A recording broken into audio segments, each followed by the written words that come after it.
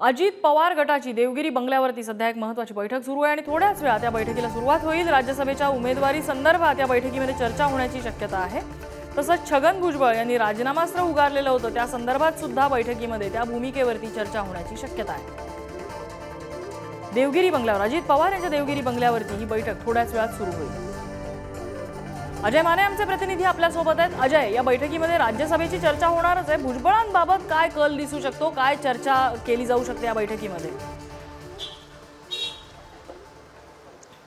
नक्कीच आपण जर पाहिलं तर भुजबळांचं मागच्या काही दिवसांपासूनची जी चर्चा चालू आहे आणि त्यानंतर त्यांचा जो राजीनामाचा मुद्दा या अनुषंगाने आज जे ही देवगिरीवर आजच्या बैठकीत चर्चा होणार आहे। मी सध्या देवगिरीच्या बाहेरच, आपण जर पाहिलं तर अनेक आमदार आणि मंत्री आता या ठिकाणी बैठकीसाठी दाखल होताना पाहायला मिळत आहेत।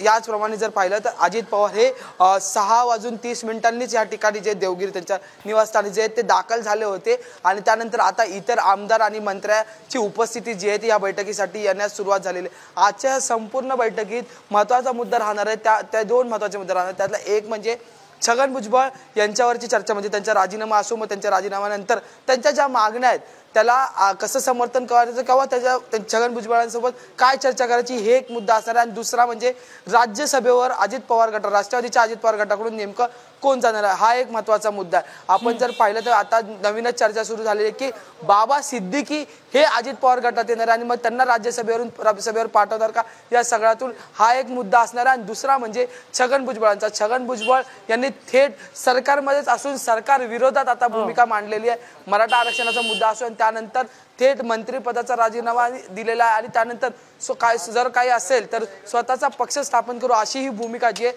ती छगन भुजबळ यांनी मांडलेली आहे। त्या अनुषंगाने आणि त्यांनी तेही म्हटलंय की मी शिवसेनेत पण ओबीसीसाठी लढा दिला होता, त्यामुळे मग मी राष्ट्रवादीच्या अनुषंगाने छगन भुजबळ यांच्या ज्या गेल्या काही काळातल्या भूमिका आहेत त्या भूमिकांबद्दल नेमकं काय या चर्चेमध्ये होतं, थोडक्यात भुजबळांबाबत काय फैसला होतो हे आता या बैठकीमध्ये चर्चा होणार आहे। अजय, लक्ष ठेवून राहा, अपडेट घेत राहू। तुर्तास धन्यवाद तुम्ही दिलेल्या माहितीबद्दल।